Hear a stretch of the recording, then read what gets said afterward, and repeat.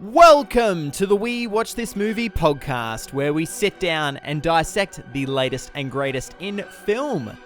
I'm the lover of all things Lynch, Marshall on Film, aka Jackson, and joining me again today for our latest episode covering one of Netflix's new releases.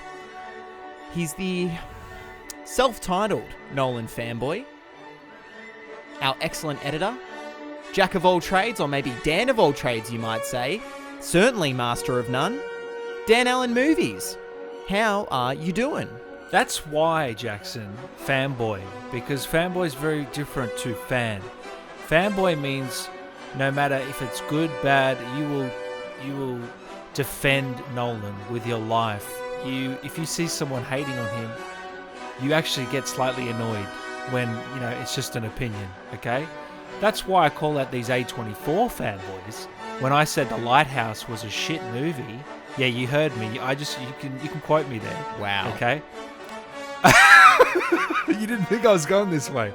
When I call you an A24 fanboy, it's because you get pissed off when I call it shit. Well, guess what? You're an A24 fanboy. I love A24 more than anyone else, probably. That's the funniest part. But I just didn't like that film. Anyway, I'm here today. We're covering Project Power. We're covering what else we've watched this week. It's a lovely week here in lockdown, Jackson. Yes, I am the Nolan fanboy, and I'm ready to go.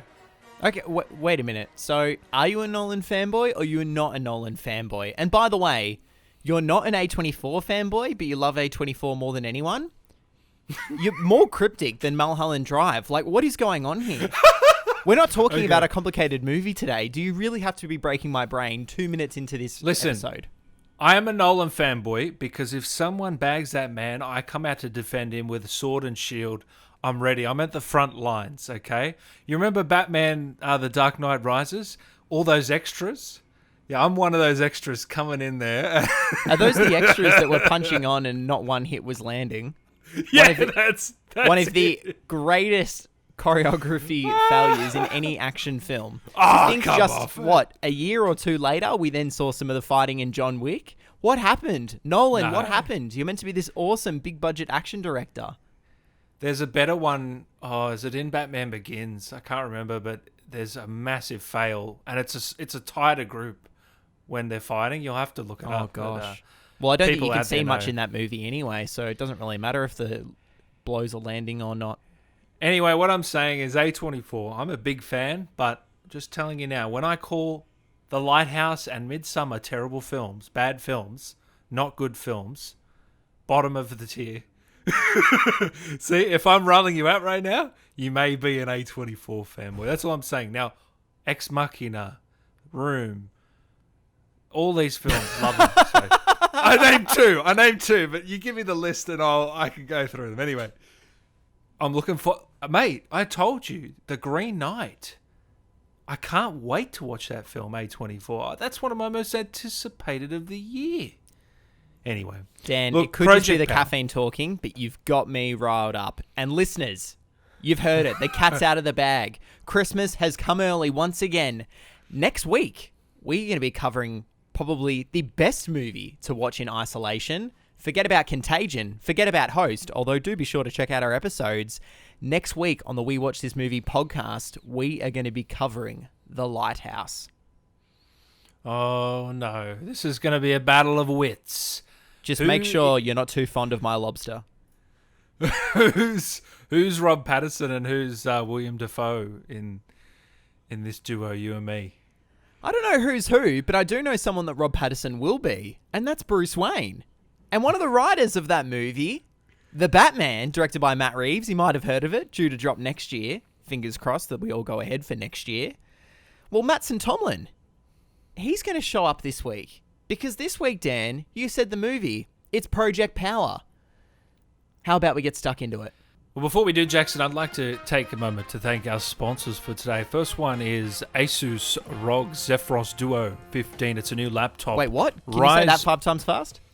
Asus ROG Zephyrus Duo 15. It's rise to the new horizons, Jackson. Expand your creative and gaming horizons with the groundbreaking Zephyrus Duo 15.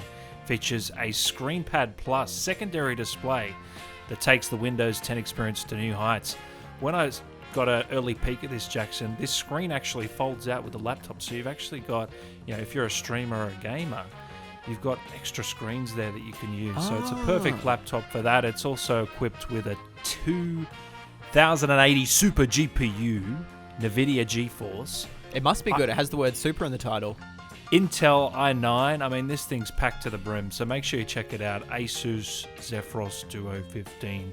Our second sponsor, Jackson. Wait, Dan, Zephyros. Isn't that the name of the city from The Matrix? It's...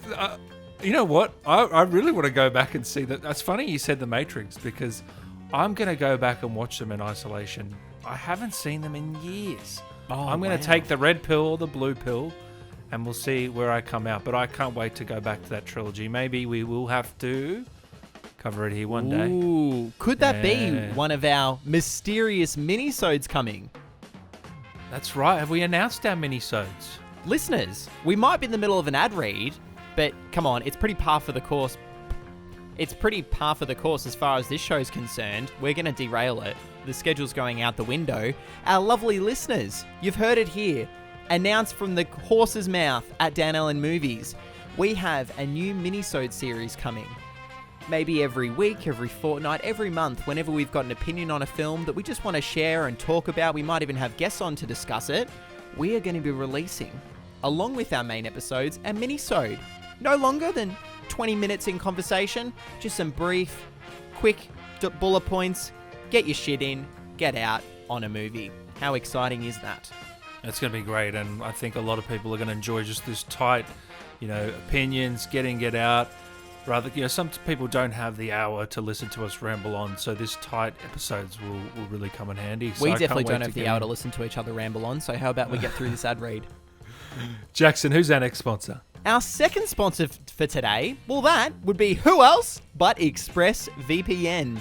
Listeners, 28 episodes in. If you do not know what ExpressVPN is by now, well, do I have the ad read for you? With ExpressVPN, you want to be choosing from over 160 locations. Keep your real location, your data, hidden from prying eyes. If you want to be on the run from some weird private defense contractor or a government who might be trying to force you to take a pill, maybe it could be the blue pill, the red pill, or the 5-minute pill from this movie. I know the last 5-minute pill I took had a different effect. Well, you want to be using ExpressVPN. Choose from dozens of different countries. Make sure you're using ExpressVPN. Now, the link you want to use, listeners, expressvpn.com/we watch this. Watch this. Using that link will give you an awesome discount. We support us, they support them. That sounds about right. They support us, we support them. expressvpn.com/we watch this. And Dan, you wouldn't believe it, but I didn't have any script in front of me. I do believe that, and well done. Let's give him a clap. All right, guys. You love me. You really love me. Without further ado, Jamie Foxx, Joseph Gordon-Levitt. This is Project Power. No, Batman and Robin, that's a movie. This is real life. We doing this. Tell me what my daughter is.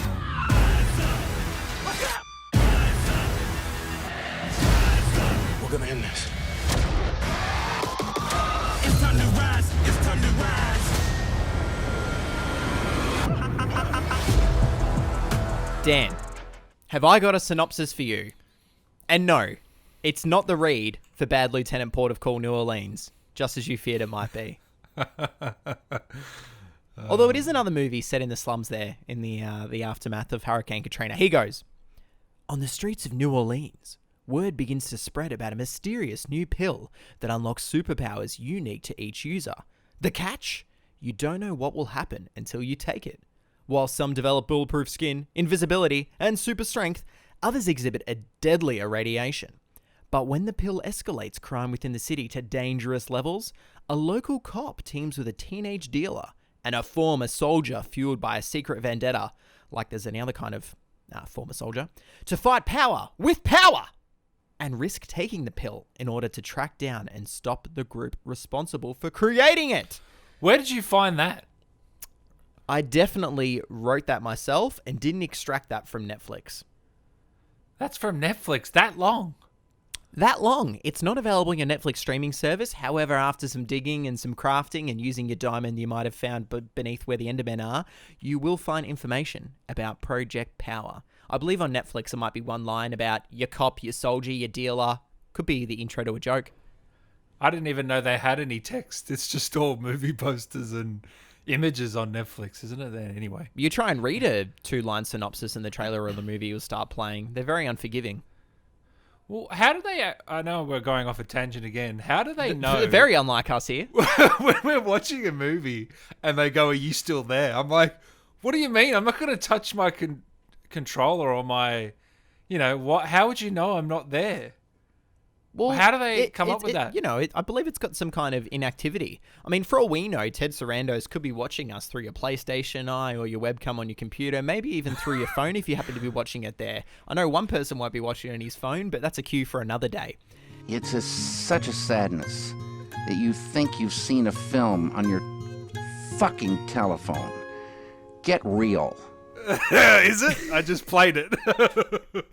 I think it's all right that we have these inactive cues because, maybe you want your console to power off, you want to save on power, maybe you've fallen asleep, or you could just be Netflix and chilling. Who knows? I'm saying, how do they know? Well, it's after a 'Cause it certain doesn't amount of always time. happen. I'm pretty sure you can change it on your account. Right, okay. There you go. Anyway, what'd you think of Project Power, Jackson? Straight into it. Wasn't all that powerful. Oh, no. Yeah, I just knew watching this, I knew you'd be thinking, God, kill me, or I'm falling asleep here. Was it that bad, or? It wasn't that bad. Yeah. I know that you sent me a message saying that 10 minutes in, you thought it was trash and garbage, and this has a lot of hallmarks of a really bad movie. There's Dutch angles, there's total overuse of drone shots and lighting and all these really cool angles and drone CGI. shots. My God. Given the movie's setting, being in the slums of New Orleans with a lot of colored people and different backgrounds and classes, and it's got a hip soundtrack, cast, and cinematography, the film should be a lot trendier and a lot cooler than what it is, but it's not the worst movie out there. The performances across the board are pretty good, as well as Jamie Foxx and Joseph Gordon-Levitt that you mentioned. The younger star, Dominique Fishback, well, she's been critically lauded for using air quotes here, sorry, it's not a video, guys, for her star-making turn, but it's not the greatest performance ever. Everyone's good. Ariel Schulman and Henry Juice, the co-directors, who we know from Catfish, what a movie, what a series, Paranormal Activity, and a couple other of these kind of young adult and early adult kind of thrillers and action movies. They have some potential. There's talent there, but this script is all just a bit of a dud. And I just feel like this wasn't executed that well and the material wasn't that fresh. What are your script, thoughts? I reckon. It's I think this is tricky in 2020 to do a fresh spin on a superhero movie. In fact, why bother? I get it. There's $85 million thrown at the wall. It doesn't look like an $85 million movie, though. I couldn't believe $85 million because there's barely any CGI in this. You wouldn't believe it, but a lot of it's practical.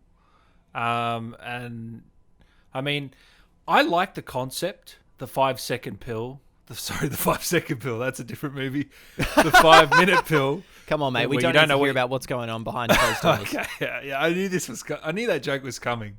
It writes itself. I like the concept. I love the setting of New Orleans. This felt a little bit like Bright. Did you ever watch that? Oh God! It had a similar. Sorry, vibe. Dan. Who was in Bright? Who co-starred alongside Will Smith? I don't remember. He might have shown up on last week's episode. It was a Joel. I just didn't. Might have been. Anyway, did you feel like it had a similar vibe to that? I did. Yeah, I'd love to know at what point was Netflix involved in this production process? Were they purely here for distribution, or did they jump in and have a hand in how the movie's editing had to look, for example? Because especially early on, before we get some slower sequences with Jamie Foxx as the major, and to a certain extent Jordan, wow. Jordan, he's new actor, upcoming actor. Sorry guys, the caffeine's kicking in. Joseph Gordon-Levitt, it just was like bang, bang, bang. It was scene after scene. Nothing had any room to breathe. And it was that typical Netflix and straight to streaming video on demand feel where it was doing everything in its power pardon the pun, to grip you and not let you move away from the television. But unfortunately, it's just not all that interesting. I love the music in it and the vibe and the setting and the colors. The cinematography at first, I'm thinking, but then I grew to like that as well. It's the script here, I think. The characters are all right. They're pretty fleshed out. The performances are good for the most part. Chemistry's there between Jamie Foxx and Dominic, Art and Robin. Interesting names for characters. But it just falls apart in terms of the narrative. It's as simple as that. If you put this in more capable hands, when it comes to the script, we've got an 8 or 9 out of 10 here, looking to burst out of the seams. I believe so. But the only thing is, right, if this was to come out maybe 10, 15 years ago, it might have felt more fresh. But like you said, the comic book genre has been oversaturated for years now, and this isn't doing much new in that field. Now, if we look at Netflix films, though, for this year, Jackson, this is one of them, obviously. This actually probably rates as my third best of the year. Okay. This is number one most popular movie on Netflix right now, especially here in Australia. Well, it's not saying much, though, because, we've got To Five Bloods, which is I've got at number 1. Number 2, your favourite, Extraction. Oh, God. And then this would come in at number 3. You've got Spencer Confidential, you've got 365 Days, The Wrong Missy, Eurovision, The Old Guard. In terms of Netflix, this is what we've come to expect from a Netflix film. When I was watching this, it just had Netflix all over it. The camera, the red camera, the cinematography. Like I said, it felt like Bright. It felt like other Netflix films we'd seen before. So as long as your expectations going into this is, you know what you're going to get with a Netflix film, it's a B grader. It's sort of like you wouldn't go out to the movies to see it. That's for sure. No. But you wouldn't necessarily skip every single one. So it's somewhere in the middle. But if you go into it with that mindset, you should have a good time with this, even though the story is very lackluster and generic, you could even say. You can turn your brain off a bit like Extraction and have fun. So it just depends what sort of audience member you are. If you're looking for something a bit more intellectual, then this won't be for you. But if you're an action junkie that likes comic book movies, you're probably going to have an okay time with this when you actually think about it. I suppose. You couldn't really call this a comic book film. I mean, sure, it is a superhero movie, but being an original project from Mattson Tomlin, who I've already said he's attached to write the Batman, I don't know. There are some interesting concepts and themes, and I think it's important to highlight the setting of New Orleans. I mean, it's not like this movie could just be in any city, because it does deal with the slums and kind of the DNA of the area, and there are some interesting elements, like Joseph Gordon-Levitt's character, Frank. Is he buying drugs from a teenage dealer that he also happens to be protecting? Like, when we consider that's a very cool concept. That's a cool concept. Yeah, that's pretty dark for what's going on in this movie, and particularly how it wraps up. So stuff like that is present, but it's just not deeply explored enough. And between Jamie Foxx, between the three leads, even though it's a 2-hour runtime, we don't really feel like it gets into the nitty-gritty. I guess with Jamie Foxx it kind of does, and I think it's interesting to flip him from being an antagonist to a protagonist. I don't mean to spoil anything. Come on, the guy's the lead in the movie. Of course he's going to be the protagonist. So it's cool, but again, not all that powerful. It has style to spare, but just too little substance. Dominic Fishback, Robin, her character was quite fleshed out, but with the rapping and things like that, and her, struggles and having to deal with her mother and that sort of thing. But where does it go? What's it for? That's the problem I had. Yeah, it doesn't go anywhere, right? It takes the least interesting route, which is put this onto former soldier. Everyone can relate to this guy because he's had a rough crack, and now he's going to go back and get vengeance. Like, come on. We literally saw that in Extraction for $85 million. Is that the best execution of already pretty rote material? I don't think so. And the third act was pretty lackluster, even though I have to admit I loved the slow-mo scene where I won't spoil it, but you know what I'm talking about, Jackson with Jamie. I like that because I don't know, there's something about it that being a Batman fan and a superhero genre fan, that sort of stuff gets me with the music pumping. But Well, Dan, the lead up there what was is with Jamie Foxx and superhero films? he seems to pop up in a lot randomly, doesn't he? And they're just not all that great. I mean, we've got this, and think hold about on The a Amazing minute. Spider-Man 2. No, What no, happened no. there? You know what? The Amazing Spider-Man 2 is amazing, in my opinion. I had this debate with a Listeners, friend. this has been another fantastic episode of the We Watch seriously, This Movie podcast. Guys, I'm not really looking after myself here after saying Midsummer and Lighthouse are bad and then saying Amazing Spider-Man's good. This is not the episode you want to be tuning into first. But for our listeners who are, welcome. I really enjoyed Amazing Spider. I think I've said this before because of Hans Zimmer's score. It propelled it from a 6 to an 8. I gave that film an 8. I'm not joking because I find that music so effing good. But anyway. An 8 out of 10, The Amazing Spider-Man 2. And I'm a big Spider-Man fan. So anyway, Jamie Foxx as... Don't know where we go from here. As Electro, he was good. But I know what you mean. It's not a good movie. Is he objectively. electrifying in this? He's got good chemistry with Dominic, Robin, and I would say him and Dominic were the best. I was let down by Joseph. Now he's been out of the game because he became a father, and he's only just come back with a resurgence with 3 films coming out this year. I'm going to give the guy a break. He was having fun here by the looks of it, and it seemed like after the plane movie, what was it called? 7,500, I believe. Oh, you only watched that a little while ago, and you've already forgotten. Yeah, it was very forgettable, but his performance in that film was quite good, very emotional. So I can see why he'd go to this movie to have a bit of fun and maybe relax after being out of the game for so long. When you've got Jamie Foxx attached, and it's going to be in New Orleans, it's a comic book film. That sounds pretty fun to me. So, but I just felt like he was reeling it in a little bit. He was didn't bring much range. Maybe it was the material. I feel like that was his part to play. Like compare this performance to Inception, where in Inception he has all the charisma of a dry mop. That's kind of the point there, and it's the point here as well. He has the acting range. You've seen his other films. Oh, he can absolutely. Go there. I love 50-50, and how can you not talk about 500 Days of Summer? Yeah, he can go there. We know Don he can John, go there. that's another banger. Yeah, he's got some great performances. I just don't know why they don't utilize him more.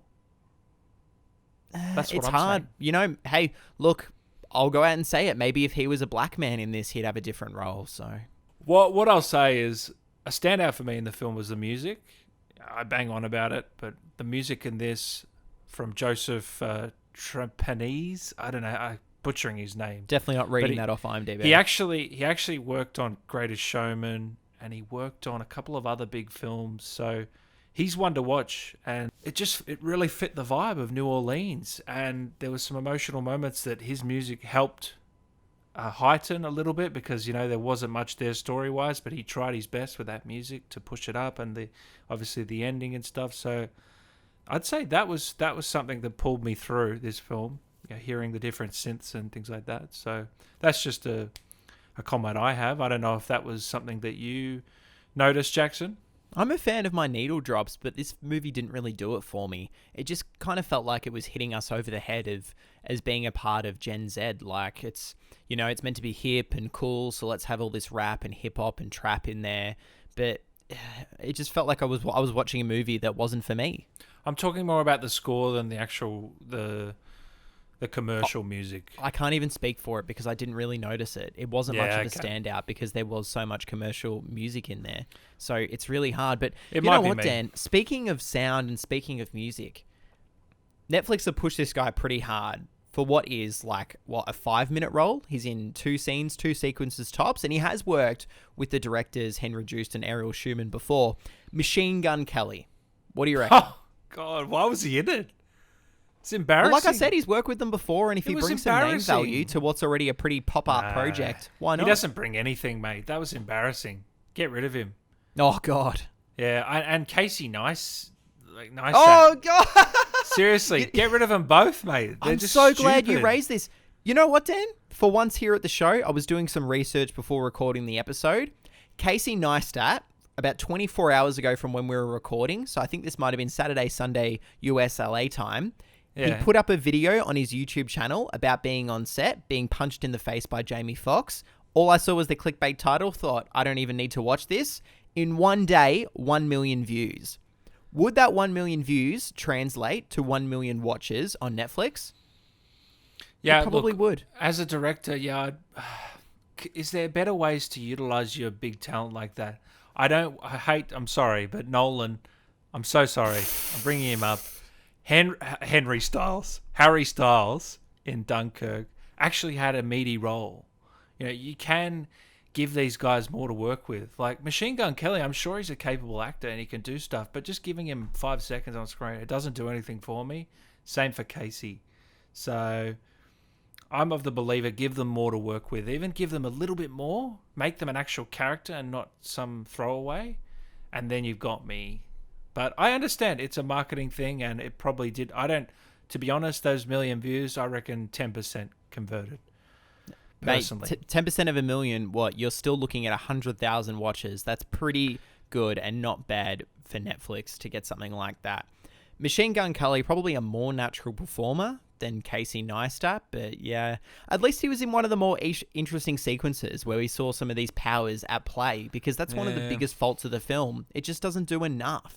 Was he he wasn't on the cover, was he, Machine Gun Kelly? He wasn't billed high, thank God. If I think to the trailers that I've seen in my Netflix when I'm looking for something to watch, the guy's name is getting flogged. In fact, he's not even in the credits under Machine Gun Kelly. He's here under his birth name, or at least his stage name, so... What's his stage name? Do you have it? Yeah, I've got it here. Here we go. This has got to be one of the widest names, especially for a rapper named Machine Gun Kelly. I've already butchered it. Colson Baker. Oh, no. Wow. Okay. There you go. Well, I forgot that he was in the film until you mentioned it. That's how lackluster it was. So, but I tell you who wasn't bad. Rodrigo Santoro. This guy is always a villain. I liked him in this, but I want to say one thing. The CGI when he pops the pill. Come on, man. What were they thinking? Oh, you want to talk about bad CGI? What was that? Another hallmark of a terrible film, especially in the last 15 years. I think back to something like R.I.P.D. or even a little bit earlier with League of Extraordinary Gentlemen. If you have a giant, hulking, pulsating CGI monster, you can almost guarantee it's going to be a shit show. Maybe with the exception of the Incredible Hulk. But, I mean, there's this giant monster that popped up around about that same time after taking a pill, and I thought, okay, here we go. Another one to tick off the list. Who knows where this movie's going? Did you ever, at any point during this, want to turn it off? Ooh, that's a great question. Did it ever get that bad? Movies. It didn't get that bad. I didn't think this was an awful film. We are going to go into final ratings a little bit later, and would we recommend this? No, look, I can't say at any point I was rolling my eyes that hard that I thought, oh, I'd never want to watch this again, or this has to go. It was not at the level of Artemis Fowl or 365 Days that we've seen in the last few months. It wasn't the worst film. I would watch these directors again. Of course, I'm going to watch the cast again. So now these I am still excited for the Batman to come out next year. Oh, yeah. This is Mattson Tomlin's first screenplay that's, well, maybe not purchased, but at least been produced. He's got more to come. I'm excited. Well, he's not... You got to understand, with the Batman, there's a lot of cooks in the kitchen there in terms of writing. So, you know, how big of an impact will he actually have on that? You know, I'm pretty sure there's 3 or 4 writers attached to that. So, well, from what I've seen, it's him and Matt Reeves.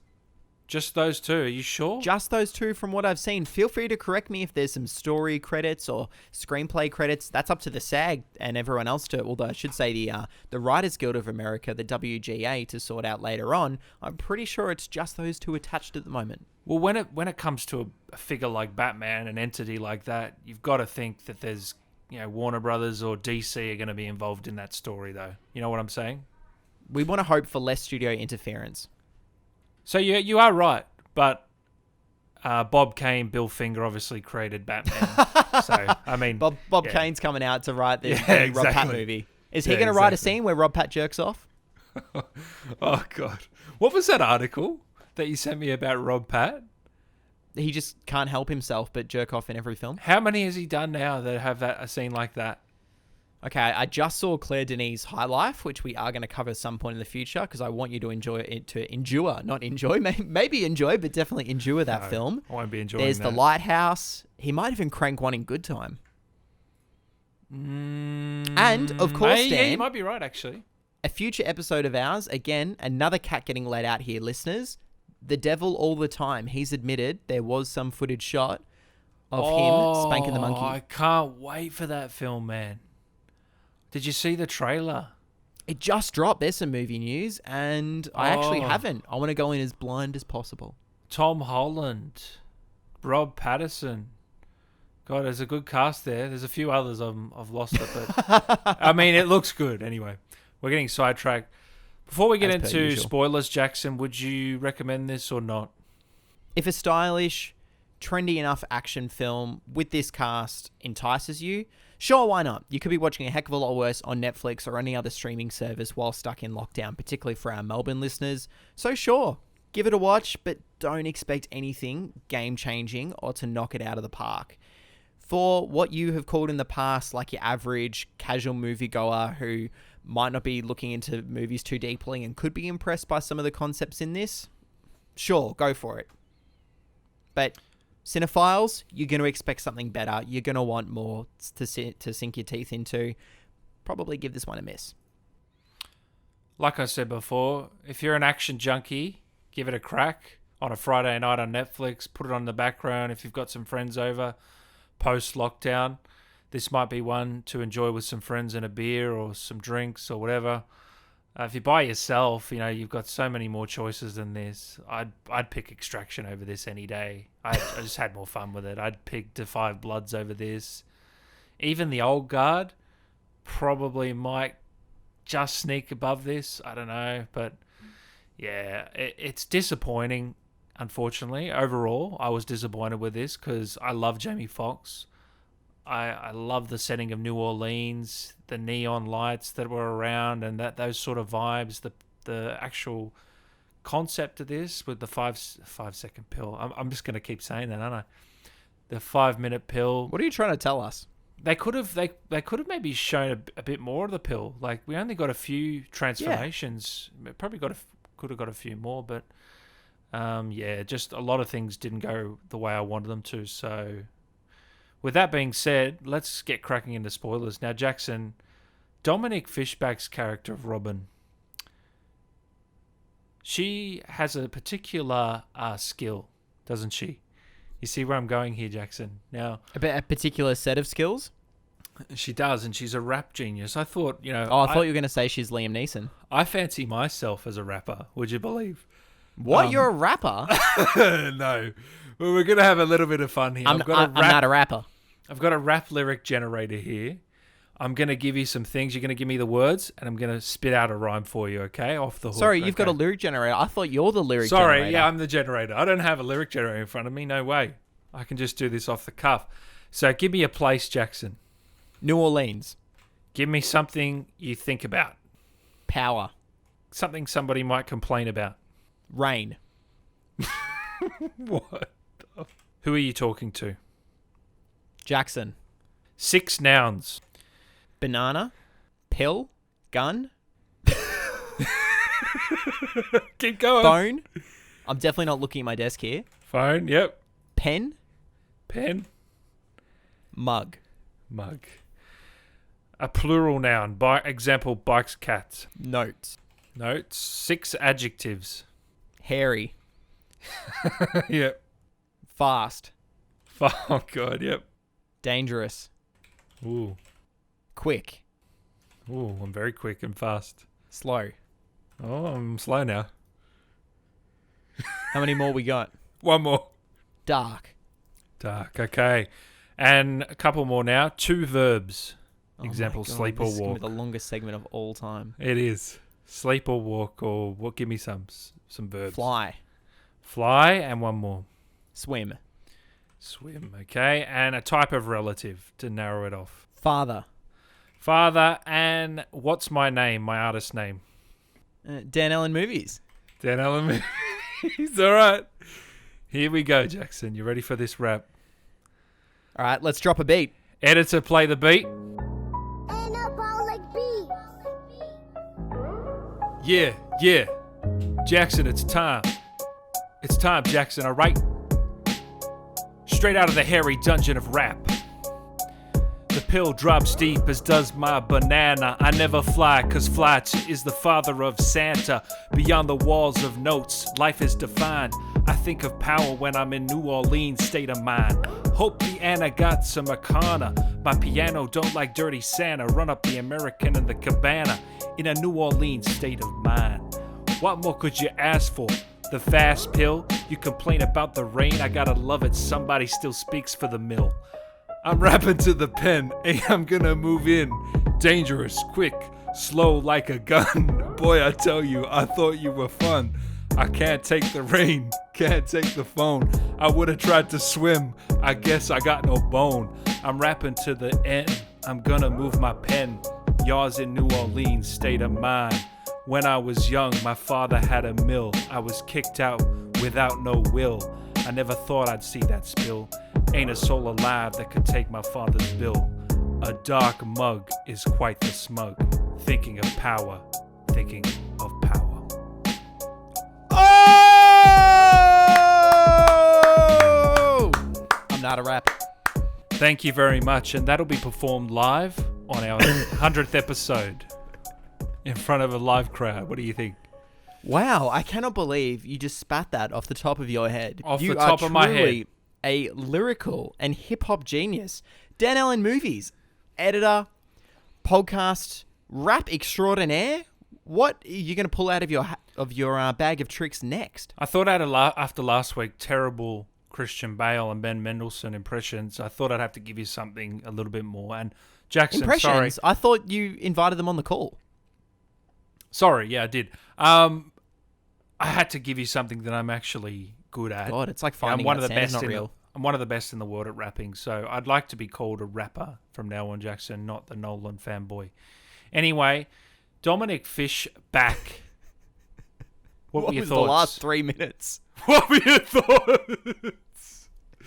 Oh, look, I don't want to say she was fine because that is kind of underselling it. She was quite It's good. underselling it, yeah. I don't know if she was the star of the show. I mean, it was cool to get a rap sequence out of her.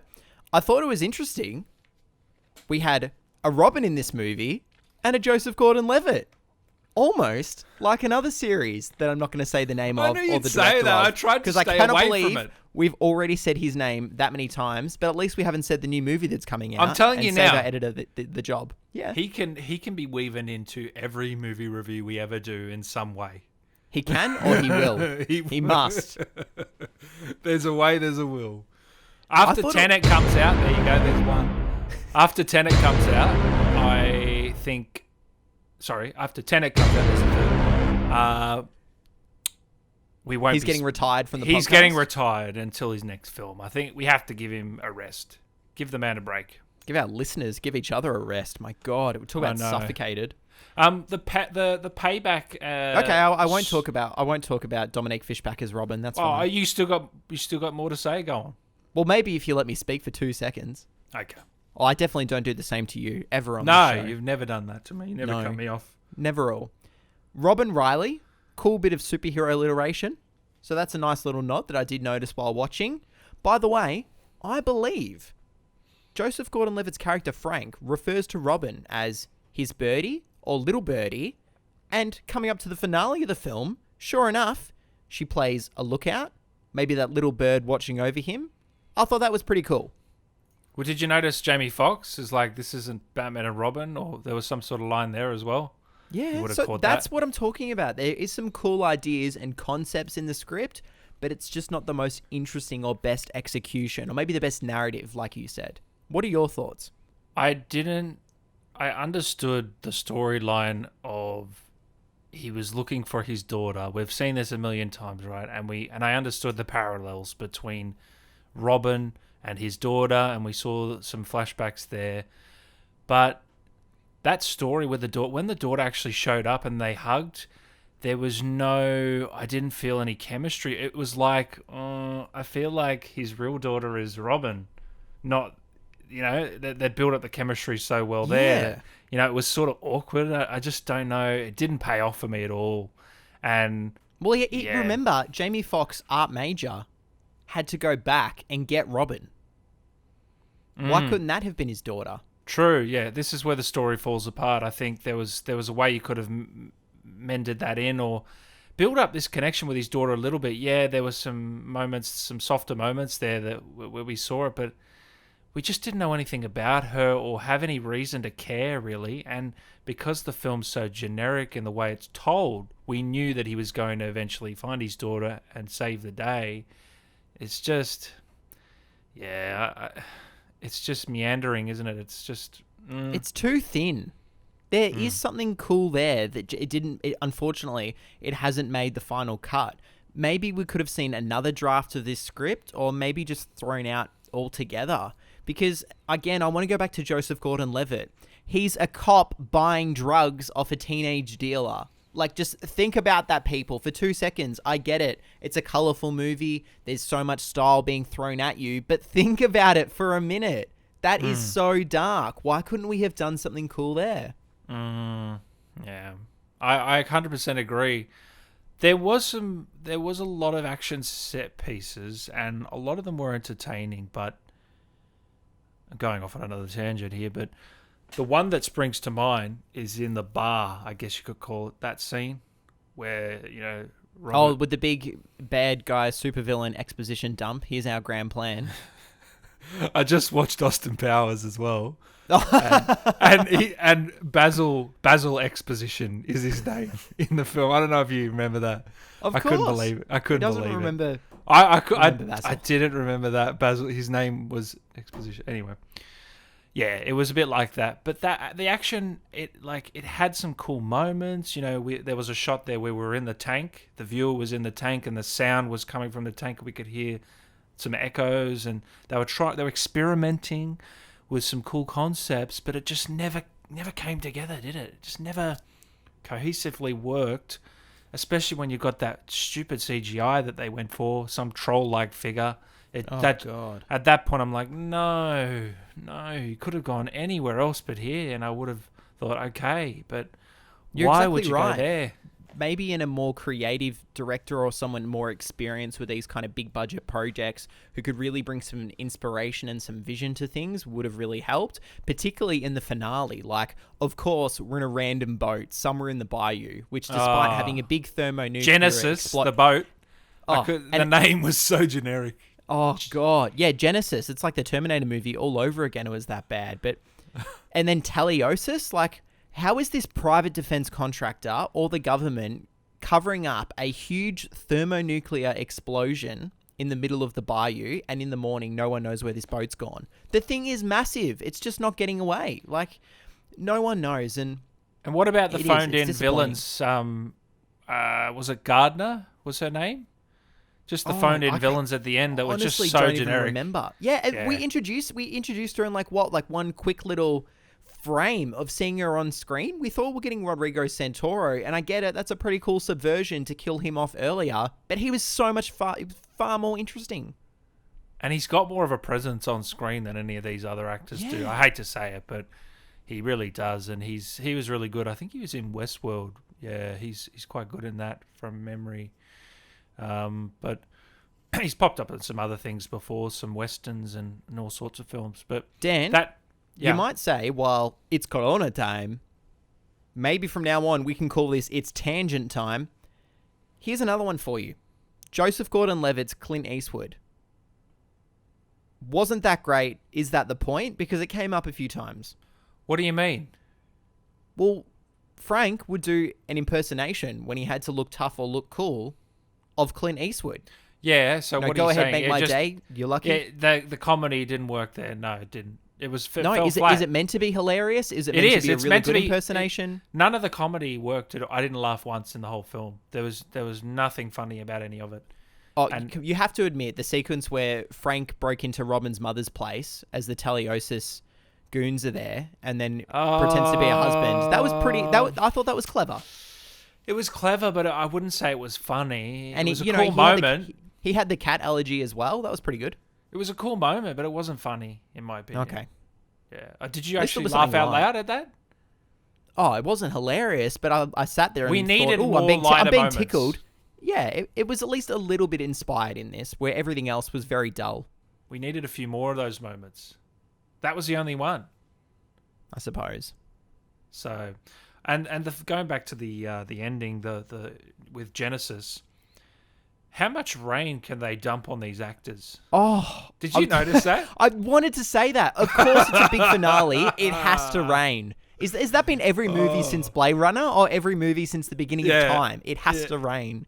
No, but this rain was just obnoxiously coming down so hard. It's like the scene from The Truman Show where it's just that one cloud that's dumping on Truman. Yeah. It's That's like what I that thought on of. the boat. Oh, it took me out of it. But yeah, the third, I feel like a lot of the films we cover here, third act problems. But then big again, time. They're all this- streaming movies, so I guess by that point, the editor and everyone's given up on the film. You know, let's just get the people Yeah. hooked in the first 10 minutes, hit your beats really quickly, and then by the end of it, I don't know, just let it wrap up. See, the directors at the helm here, Henry and what was the other guy's name? Sorry, Ariel, forgive me, who's Ariel. that's actually Neve from Catfish. That's his brother. Oh, okay. So, I never watched Nerve. It never appealed to me. I guess you could call it in a similar vein to this film, where there's like a gimmick involved, a gimmick Yep. sort of. But it never appealed to me. It's just not on the top of my watch list. And in terms of Paranormal Activity, back when I was like, we would have been 15. I enjoyed the films at that time. I used to go with friends in the theater and get a kick Yep. out of them. I don't think I saw every single one of them. There was about 6, wasn't there? But, you know, I think I only saw the third one, which is the first movie these directors actually worked on. How many did they actually do? 2? I believe they did 2, but I think Yeah. there's in total maybe 5 or 6 Paranormal Activities. Yeah, so I couldn't tell you which one was. I feel like 3 or 4 was one of the better ones. So maybe they've got that behind their belt. But They're complete gimmick movies, though, and not to Once discredit again- them. We did love Host about a week ago, but come on. no, yeah, exactly. So I didn't have high hopes going into this. Just looking at the background there, but I did have hopes because I love Jamie Foxx and everything he's in. He brings a charismatic feeling to it. He's just so freaking likable, this guy, no matter what he is. Even as Electro, as a bad guy, you like him. Of course. Name some movies he's been in. Ray, Ali, Just Mercy recently. Collateral? I watched Collateral. recently. That was awesome. at the tip of my tongue. What a Yeah. performance that was. The guy's been in some phenomenal films. So, you know, he always brings his A game. Even in this, there was some moments there where he had to show a little bit of range. But yeah, I would say for me personally, he carried the film. I thought he was a standout. Yep. And his chemistry with Robin helped along the way too. So, but at the end of the day, I just feel disappointed, unfortunately. Yeah, it was a little bit of a letdown. You're exactly right. Jackson, let's play the cue. Jackson's ratings. IMDb, Rotten Tomatoes, audience score, and Letterboxd. Alrighty, Dan. It's still very early days. This film has been out less than a week, although we are recording a little bit later than originally anticipated, and already in the last 24 hours, we're recording here on a Monday night, people. It's after the weekend. A lot of people have seen this. The stats are already changing. So by the time, listeners, you might be hearing it, who knows what the critics and the audience think of Project Power. But here's what we found. IMDb listeners, Project Power is coming in at 6.1 out of 10, and it's had just shy of 17,000 user ratings. 24 hours ago, this had 9.7 thousand, so it's almost doubled in a 24-hour period. What do you make of that, Dan? That's typical for Netflix. Usually gain a bit of steam in those first few days, and then they sort of peel off around the 50,000 mark. So I could see this going to around 50 and then starting to peel away. Yeah, right. 6.1 out of 10 could be fairly high. Rotten Tomatoes has this at bang on 100 critic reviews. 61% of critics have given this a fresh rating on the tomato meter, an average score of 5.69 out of 10. which I don't know about you, but looks pretty similar to someone's final rating. The audience score on Rotten Tomatoes as well, from 562 user ratings in 24 hours, already up from 343. Average score of 3.4 out of 5. 57% of audiences said they liked this, or at least gave it a rating over 3.5. I reckon a lot of people gave this a 3, hearing it was good. I'm surprised though. You'd think 57 is a little bit low, right? I'm sitting around that mark at the moment, to be honest. All right. Well, I'm thinking that people thought it's good, but it's not great, or at least very good. It's not going to get to that 7 I out think of a lot 10 of or people have a 3.5 out similar of 5. rating for this. I think you'll find a lot of people agree with us on our ratings here coming up. Okay. We haven't even discussed our ratings, and Dan's already jumped to conclusions. That's not like him here at the podcast. Metacritic so far, 51 out of 100 from 30 critic reviews. And finally, guys, we've sent the emails. We've made the phone calls. When are we getting this sponsorship deal? When are you going to replace ExpressVPN or the they've PS5 got their own Central podcast. We're done for. Or the Project Zion computer that Dan was talking about. Letterboxd. Come on. 2.7 out of 5. It's been watched by over 12,000 users, which is almost double at what it was 24 hours ago. And it's been liked by 1.8 thousand of those 12,000 users. Very middle of the road. This is not a movie for cinephiles. They've seen all of this in other movies before. But then again, 1,800 liked it, so someone for could me, like it if as a you guilty pleasure. if you click the like button, it's got to be an 8 or higher from me. What do you think? I'm a bit different. If a movie for me is a bit of a guilty pleasure and I think it's good, so it comes in out of a 6, or it might only, be a 4 out of 5, but I could still recommend it to certain audiences, I could still give it that like and that favorite on Letterboxd. But then at that point, wouldn't you just rate it higher? Not necessarily, Dan. So I want to flash back to some movies I've covered here before on the podcast, and that's some trauma films. Movies like The Toxic Avenger and Romeo and Juliet. I'm sorry, they're not 9 out of 10s. They're not 10 out of 10s. I love them to bits. I'd still give them good ratings, and they're definitely favorites of mine because they're true guilty pleasures. You must be the same, Dan. There must be some movies out there that you'd think, geez, that's not deserving of an 8, but I really love it. I think we mentioned one before, starring Jamie Foxx. There we go. Well, hey, earlier you said 8 out of 10. Really? Really? Yeah, you're right. It's probably a 7.89. You did not just change your mind on this show. Never. Not even once. You didn't hear me. I said 7.89.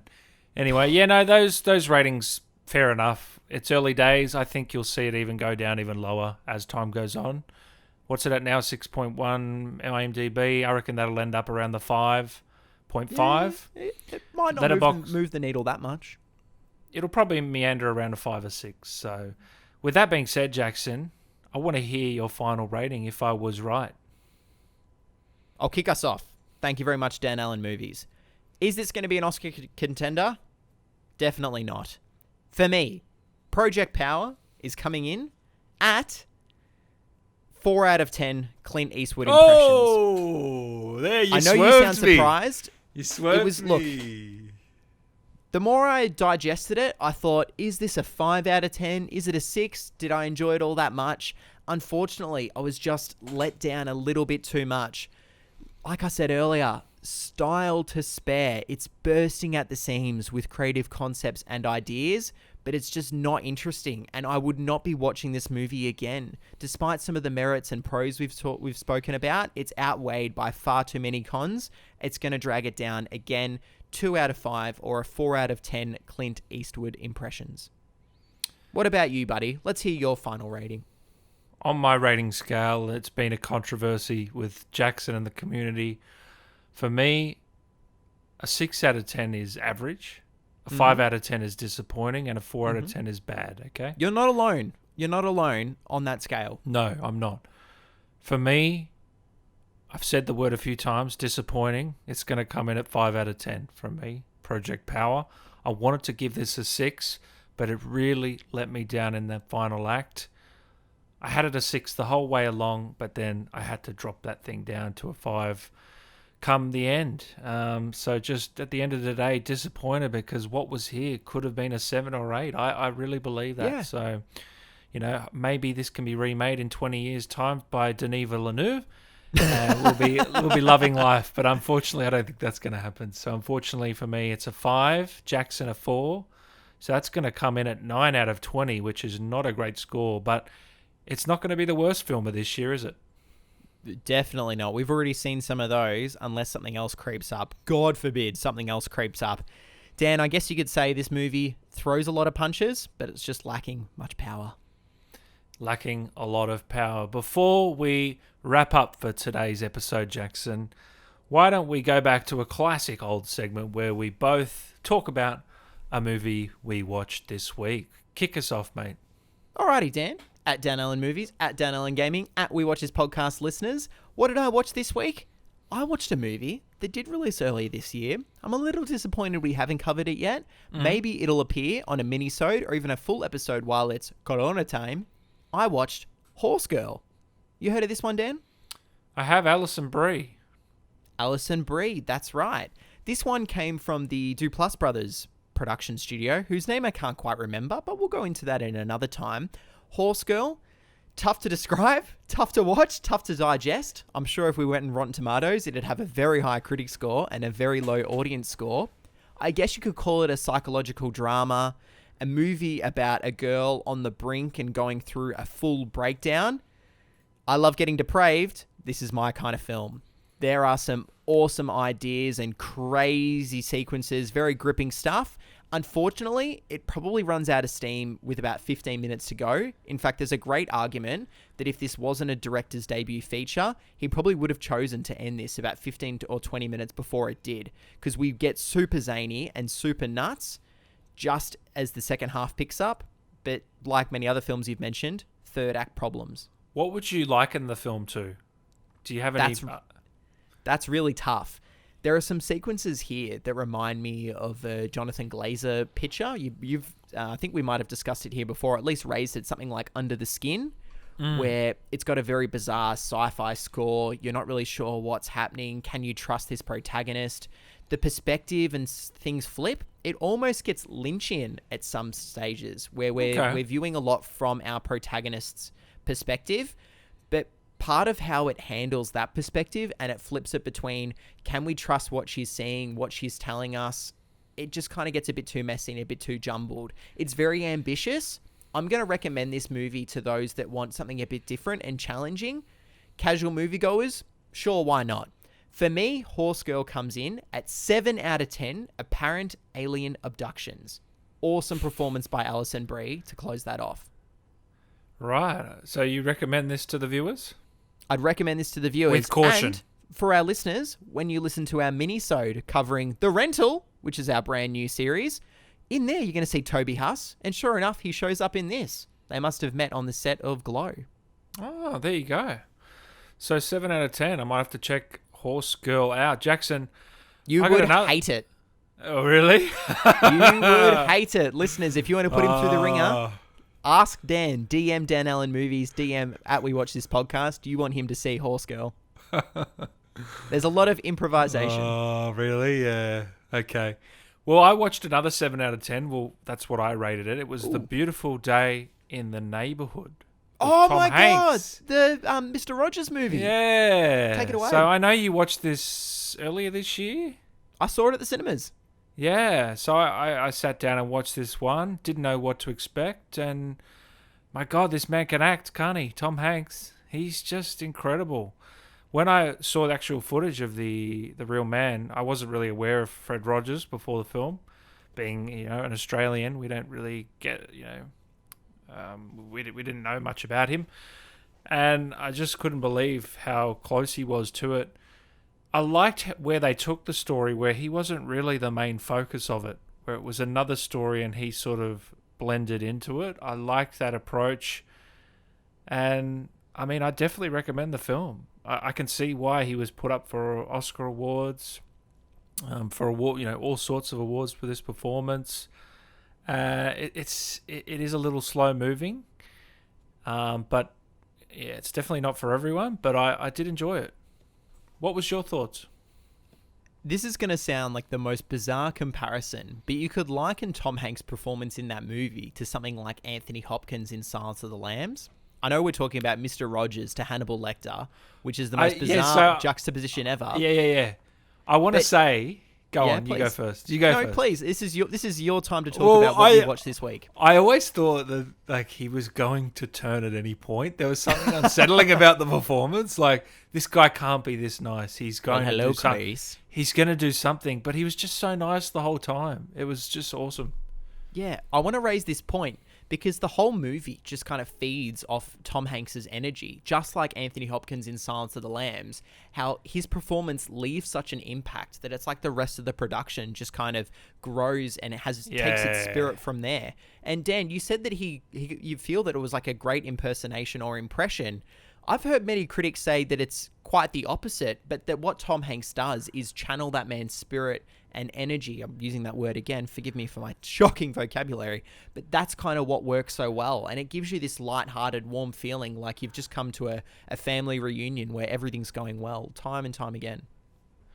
There is something a little bit weird about a man like in his 50s or 60s with puppets and stuff, but he just pulls it off. And he's so sweet and innocent. And it's such an emotional film. How's that one scene where he just slowly turns directly into the camera? Were you just about moved like I was at the cinemas? Yeah, that was awesome. No, there was some really standout moments. Brave I'm not stuff familiar. From the director. I'm not familiar with the other main lead's name in the film, but he was really good as well. Yeah, he was fantastic. So I have to keep an eye out for him. But yeah, that came in at a 7, which it could be a little low. Could bump that to an 8 on a rewatch, but for now, a 7. Where did you come in on that? For me, Dan, that one came in at an 8. An 8, yeah. That's so I believe I pitched that one a little bit higher because I did find it so emotional. And even during some of the opening scenes where we had our lead having issues with his father, I thought, okay, this is going to be the movie for me. 2019 was a year full of daddy issues. Wasn't it? There you go. So 2 movies we can recommend. Jackson. Horse Girl and A Beautiful Day in the Neighborhood. It's been an absolute pleasure today. We've had a lot of fun. What have we got next week? Next week, Dan, during It's Corona time, you've let the cat out of the bag. Again, for the third and final time, listeners, we are going way, way back. We're going Dan to and a lighthouse. Are sent to work on an island for a couple weeks, a couple months. Who knows how much time will pass? Who's Willem Dafoe? Who's Rob Pattinson? We will find out next week when we cover Robert Eggers' 2019 art house picture from Dan's favourite studio, A24, The Lighthouse. Oh, this is going to be an explosive episode. I tell you what. We're going to be having a few cups of coffee before watching it. Just know that I am your friend before and after that episode. Just don't go near my mermaid. Don't go near the light. And whatever you do, don't go near my lobster. It's going to be a good one, guys. Make sure you tune in for that one. Thanks for tuning in today, guys. You can find me, Dan Allen Movies, on Instagram, Twitter, and all good social media platforms. You can find Jackson at Marshall on Film on Facebook, Instagram, Letterboxd, Twitter. You can even find me on TikTok. You can find this podcast at We Watch This Podcast or the We Watch This Movie Podcast. Letterboxd, Facebook, Instagram, Twitter, TikTok. We said it before, not only are we releasing more full-length episodes in the coming weeks, but we are introducing our mini-sode series. So if you want to sit down and have a cup of coffee while hearing some excellent conversation about films, go give that one a listen, chuck us a follow, rate us 5 stars, and that just about does us for today at the We Watch This Movie Podcast. With that, listeners, he is Dan Allen Movies. I am at Marshall on Film. This is the We Watch This Movie Podcast, and we are out of time.